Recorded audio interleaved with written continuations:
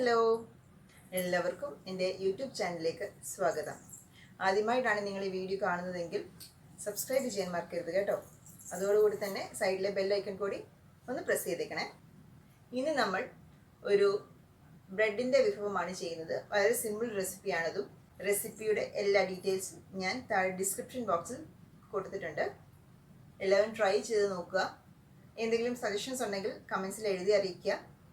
അപ്പോൾ നമുക്ക് വേഗം തന്നെ വീഡിയോയിലേക്ക് കിടക്കാം. ഇതിനെന്തൊക്കെയാണ് ആവശ്യമുള്ളതെന്ന് നോക്കാം. 2 മുട്ട വേണം. അതോടൊപ്പം തന്നെ ചെറുതായി കൊത്തിയരിഞ്ഞ ഒരു സവാള, ചെറുതായിട്ടരിഞ്ഞ ഒരു തക്കാളി, ആവശ്യത്തിന് ഉപ്പ്, അതുപോലെ തന്നെ 3-4 സ്ലൈസ് ബ്രെഡ്.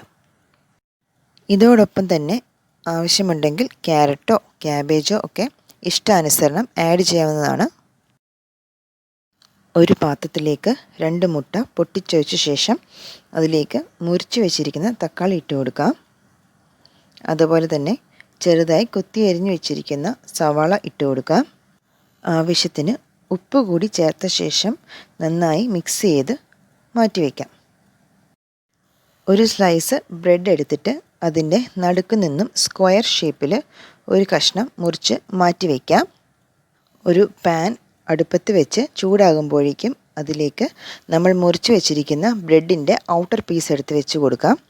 അതിൻ്റെ നടുക്ക് അല്പം ബട്ടർ ഒഴിച്ച ശേഷം അതിലേക്ക് നമ്മൾ ഉണ്ടാക്കി വെച്ചിരിക്കുന്ന മുട്ടയുടെ മിക്സ് 1-2 ടേബിൾ സ്പൂൺ ഒഴിച്ചു കൊടുക്കാം.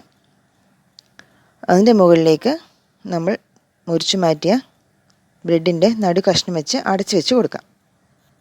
ഒരു വശം വെന്ത് കഴിയുമ്പോഴേക്കും ഒരു കുഞ്ഞു കഷ്ണം ബട്ടർ എടുത്ത് ബ്രെഡിൻ്റെ മുകളിൽ വെച്ച് കൊടുത്ത ശേഷം നമുക്ക് തിരിച്ചിട്ട് മറുവശം കൂടി വേവിച്ചെടുക്കാം.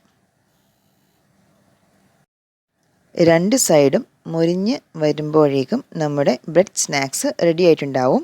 ഇനി നമുക്കത് ഒരു പാത്രത്തിലേക്ക് എടുത്ത് മാറ്റാം. ഇത് വളരെ ടേസ്റ്റി ആയിട്ടുള്ള ഒരു റെസിപ്പിയാണ്. കുട്ടികൾക്കെല്ലാം വളരെ ഇഷ്ടപ്പെടും. എല്ലാവരും ട്രൈ ചെയ്ത് നോക്കുക. Thank you.